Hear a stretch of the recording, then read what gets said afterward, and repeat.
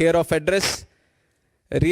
Real లైఫ్లో మనం అందరం సూపర్ స్టార్ చూసాం, కానీ రియల్ లైఫ్లో మనకు అందరికీ కూడా సూపర్ స్టార్ అయినటువంటి మనకి ఆర్కిటెక్ట్, మనకి విజనరీ, అలాగే మనకి బిల్డర్ మన ముఖ్యమంత్రి వర్యులు నారా చంద్రబాబు నాయుడు గారికి, అలాగే యువగల రథసారథి, నేటి యువతరానికి స్ఫూర్తినిస్తూ ఆయన గురించి ఎన్నో మాటలు మనం అందరం విన్నాం, రేపు భవిష్యత్తులో కూడా వింటాం.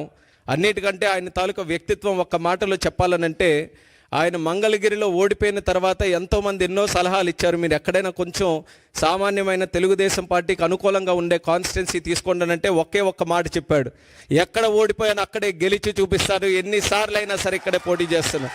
అలాంటిది ఈరోజు పోటీ చేసి రాష్ట్రంలోనే అత్యధికమైనటువంటి మెజారిటీతో ఈరోజు గెలుపు సాధించినటువంటి మన యువ నాయకుడు నారా లోకేష్ గారు, అలాగే మంత్రివర్యులు, మరొక డైనమిక్ మినిస్టర్, మన అందరికీ కూడా ఎంతో స్ఫూర్తినిచ్చే విధంగా ఇండస్ట్రీస్ని, ఇన్వెస్ట్మెంట్స్ని ఈరోజు ముందుకు నడిపిస్తున్నటువంటి టీజీ భరత్ గారు, ఈ కార్యక్రమంలో పార్టిసిపేట్ చేస్తున్నటువంటి ఎన్ఆర్ఐ తెలుగు కమ్యూనిటీ ప్రతి ఒక్కరికి, కేవలం స్విట్జర్లాండ్ జ్యూరికే కాకుండా యూరోప్ నలుమూలల నుంచి కూడా మన అభిమాన నాయకుడు ఇక్కడికి వస్తున్నారనంటే మనం స్వాగతం పలకాలి, ఆయనకి కలవాలని నలుమూలల నుంచి వచ్చేసినటువంటి ప్రతి ఒక్కరికి మరొకసారి మనస్ఫూర్తిగా నా హృదయపూర్వకమైనటువంటి నమస్కారాలు తెలియజేసుకుంటున్నాను. మీకు చంద్రబాబు నాయుడు గారిని చూసిన తర్వాత మీ అందరికీ ఎంత ఆనందంగా ఉందో, నాకు ప్రత్యేకంగా మిమ్మల్ని అందరినీ చూసిన తర్వాత మరింత ఆనందం కలుగుతుంది. తెలుగువారు ఇంతమంది ఇక్కడ అందరూ కూడా ఉన్నారా, అంత సామాన్యమైనటువంటి విషయం కాదు.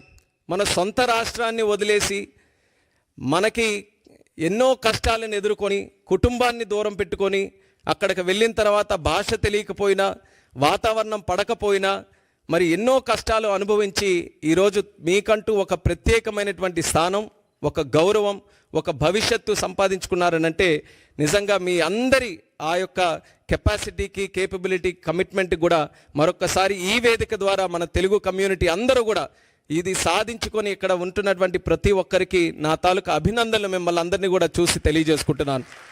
మరి ఈరోజు తెలుగువారి గురించి చెప్పాలనంటే మన ఎవరికంటే తక్కువ కాదు. ఆవకాయ అయినా, ఐటీ అయినా, గోదావరి అయినా, గ్లోబలైజేషన్ అయినా, అలాగే గోంగూర అయినా, ఆంటర్ప్రినర్ అయినా తెలుగువారు సాధించలేనిది ఏది కూడా లేదు.